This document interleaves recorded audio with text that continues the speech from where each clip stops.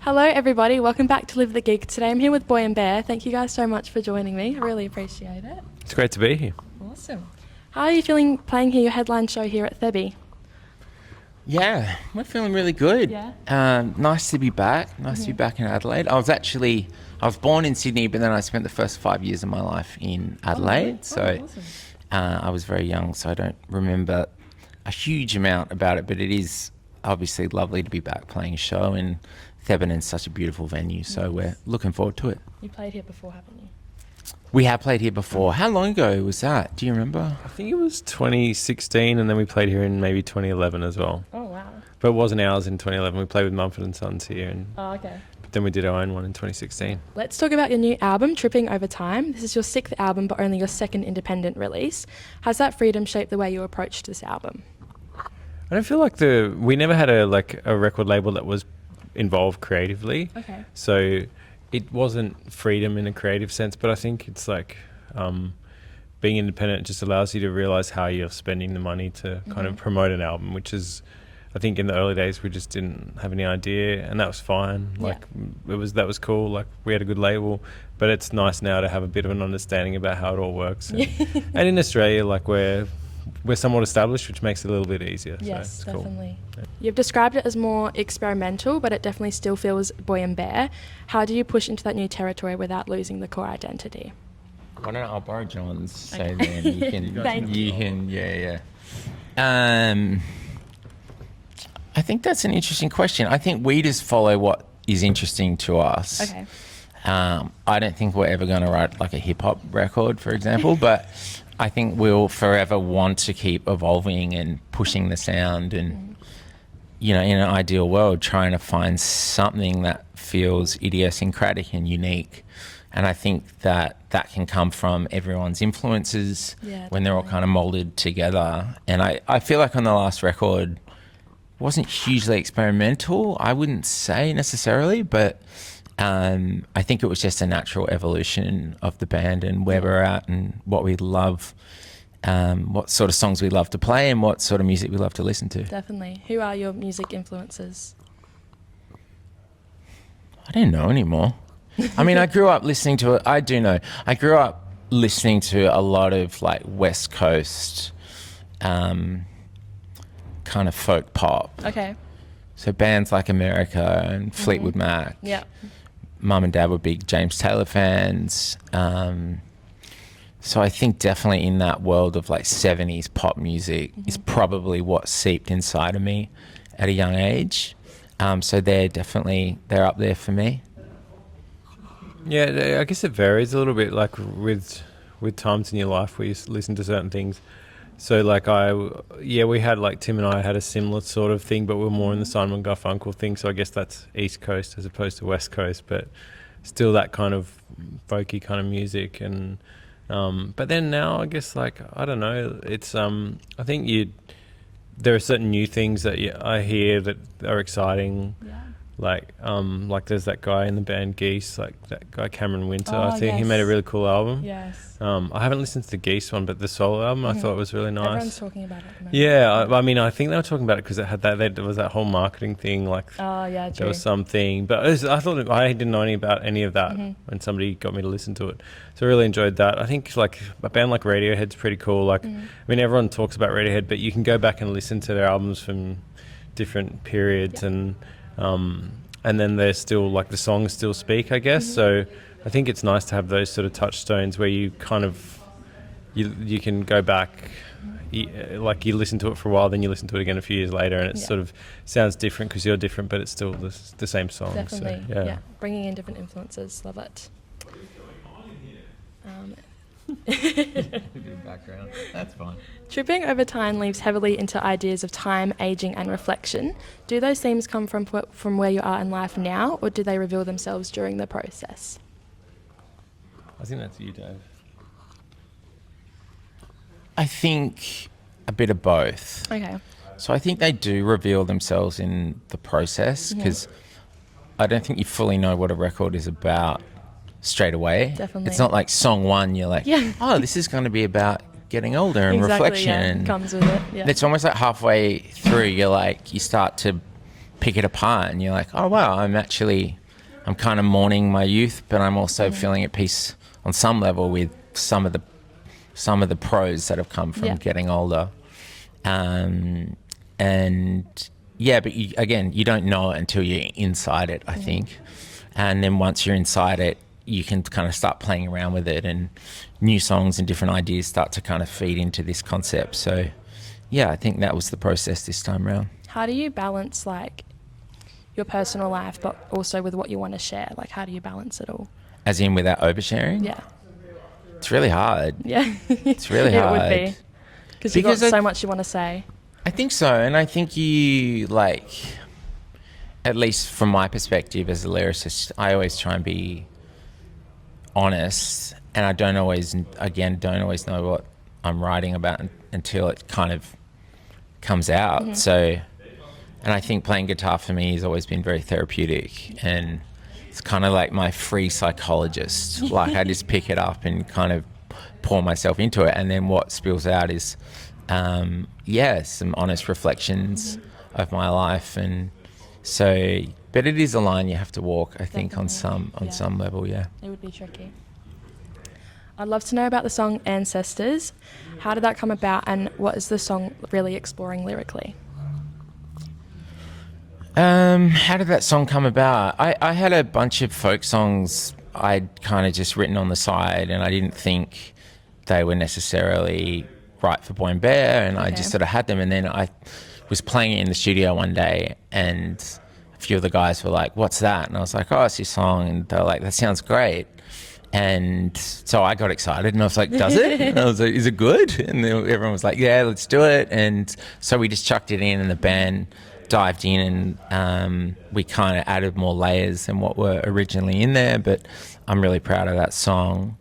The song is about the fact that I'd had a big argument with my partner at the time, and I went outside, and I was kind of blowing off some steam. And I remember sitting on the grass. We had a little veggie patch in our old place, and kind of looking at the garden and seeing all the bugs and stuff, and just feeling like how small but kind of important that was. And yet, in contrast, something really massive was playing out, I think. But overall, the instinct at that point in time was to go back and reconcile and to keep moving forward. And I liked the concept of, like, our ancestors kind of doubling down on this idea of partnership and longevity and the importance of that. So there was a disagreement and an argument, but there was a very strong drive to go back, which I think is important. I like that concept. Was it true that wasn't meant to be on the album, or you didn't feel like it fit? Yeah, like Dave said, it was just I don't think we'd leaned that folky really. Like, maybe on the first record there was some stuff that was like in that world, but it was probably a little bit more up. And so I think it was somewhat a question of, like, did that fit in our sound? Was that where we wanted to be going? I mean, I certainly just felt like you have to have the best songs on the record. Like, so to me that was like, I always felt like we could build an album around that song. Yeah. But then it was like, it was up to Dave to some extent. So I'm glad he allowed us to put the song on the album. It's a great song. I love it. Thank you.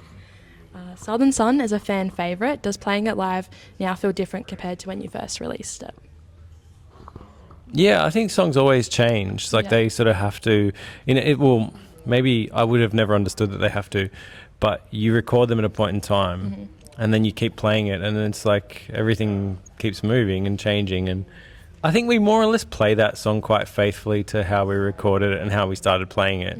Like, although now sometimes, like Maddie, when we have our saxophone friend Matt, who's amazing, he can come and really, like, bring a certain, like, expressiveness at the end of the song, cool, which wasn't there in the other version. But I feel like we more or less still play it the same, but it just, I guess it's sort of travelled with us as a bit of a talisman. Yeah. And so in its own way, like, sort of we're playing the same version, but I guess because we're different, it doesn't feel like a static thing where it doesn't feel like we're just in 10 years ago or 12 years ago now.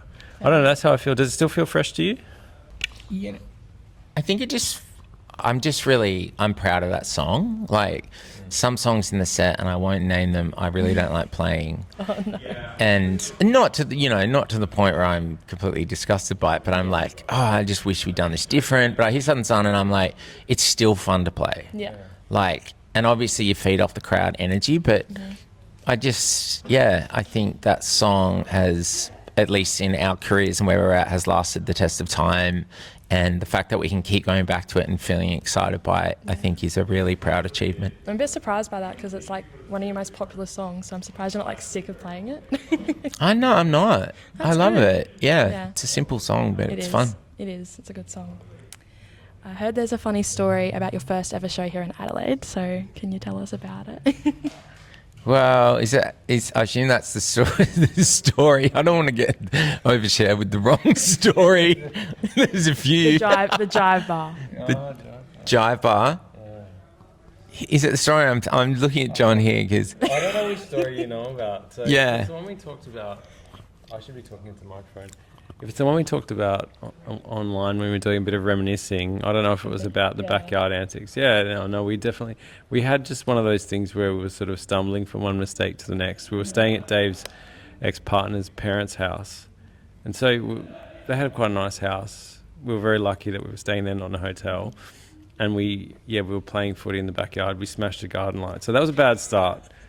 So it was like, all right, we've damaged this. Let's try and pretend like nothing happened. We'll just go to Bunnings, replace the light. Okay. All will be good. We drive to Bunnings in our 12-seater. I'm driving. This guy's directing when we're trying to park, and then we're trying to park in a full car park at Bunnings, and the 12-seater van's very long, very difficult to see what's happening. So Dave's like, I'll direct. Just come back here, and then we smashed into the car behind us because inexplicably, even though we was outside. We still don't know to this day quite how that happened. But yeah, so it was a blind spot. Yeah, spot, okay. A double blind spot, you could say. So yeah, we destroyed the light and the van. And then we had a great show. It was good. It was a real vibe. There was a band with us called The Chemist, and I think Passenger was here with us as well because he was in the back. Yeah, he was involved. So yeah, it was just one of those things where you like think back to it and like, wow, it was. We had a few ups and downs that day, but then you go and play a show with people. Fine. You're on the another part of Australia, and people who you don't know are at the show, and it's exciting. So Definitely. It was still great. It ended well, but it was rough. Eventful day. There is another story. When the tour is over, what are you most looking forward to doing that isn't music? Yeah, I think... I don't know. It's sort of our lives are just...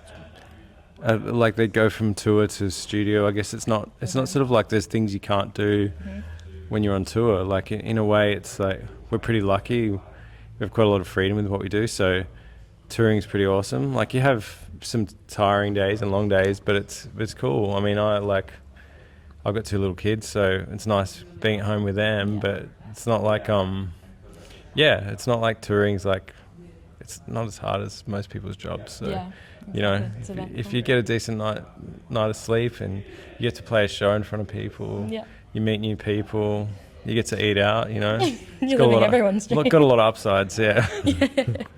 How do you hope long-time fans hear this album compared to new listeners? That's a tricky question. I'm not sure. As in, is your question, how do long-time fans connect with it as opposed to new fans? I feel like on some level, Tripping Over Time has had influences from all our previous records. So there's some kind of electronic moments, there's banjos in there, there's still lots of acoustic guitars and harmonies. And so I think, I think it definitely sits in a Boy and Bear world, but hopefully with some, as we were talking about before, some natural evolutions which keep it interesting and different. So I hope our existing fan base have really enjoyed that and enjoyed what we've gone for. I feel like we've kind of played to our strengths of writing hopefully interesting pop music with interesting stories, if you kind of simplify it. And to anyone new, I have no idea. I don't know. Like, I think new listeners that are just discovering the band, maybe it's not a bad gateway into our catalogue because of all those references from other albums. And if they connect with this, then they might find their way back to other records and stuff too. Was your show in Fremantle last night? Is that right? Yeah. Was that your first time playing your new songs on stage? It wasn't the first time. We played at the Sydney Opera House forecourt at the end of last year. Yes. So we played a bunch of new songs then. That would have been awesome. And then we also played, I can't remember, we played Canadian and Euro tour. Canadian Euro tour. Awesome. I forgot about that. You're looking at me like, did that actually really happen? Oh yeah, but that was after. I was thinking before the Opera House. No. Sorry. No. Yeah. So anyway, we have dusted off those cobwebs. They're not really cobwebs, are they? But yeah, we have played them. Yeah, awesome. Yeah. What's the strangest place inspiration has hit? Supermarket aisle, shower, traffic lights?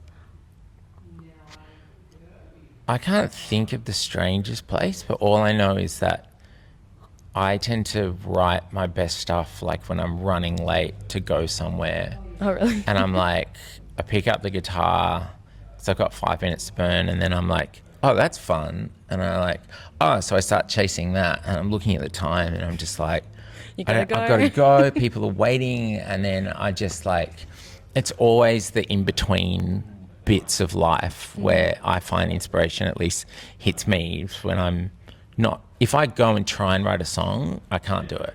Okay. It just doesn't work. Yeah. It goes back to the idea of like the guitar being pleasurable and therapeutic and fun. And one of the things we've discussed a little bit is that idea of writing being playful. And I think it always has to be playful, that creative process. And Not that can so hit you at serious all the weird time. times. Exactly. Yeah. You guys formed back in 2009. You have seen the Australian music scene change and evolve over time. If there's one piece of advice you could give to emerging acts, what would it be? I think it's really hard to give advice when you're from a different era, and it's like it's hard to say we're from a different era, but we are. Like we started in the pre sort of streaming era, so I think like my only advice would be to just make like music you like making. Yeah. Because I think if you feel like if you make something that when you listen to in a few years' time, you still like the sound of it, like that's you've done pretty well. Like, and we know the difference because, you know, as mentioned before, some of our stuff we're like, oh, and some of the stuff you hear and you're like, like it's just So I think just following your creative instincts. I think the money thing's really hard now. So ideally you have rich parents or you invest money really well in other ways, and you might be one of the few who finds a way through. And I'm being flippant because we didn't have that scenario, but we were lucky enough to be able to kind of live at home and like when it wasn't making a living, because that's the kind of hard thing to cross over that threshold there. But then I think it's like try not to sign bad deals. That's the other thing. Make songs you like, and don't sign bad deals ever. And we've done both of those things. We've made songs we like, we've made songs we don't like, and we've signed some bad deals. And you learn the hard way. You learn the hard way. So don't do that. Yeah. Well, that's a wrap. Thank you guys so much for joining me. I really appreciate it.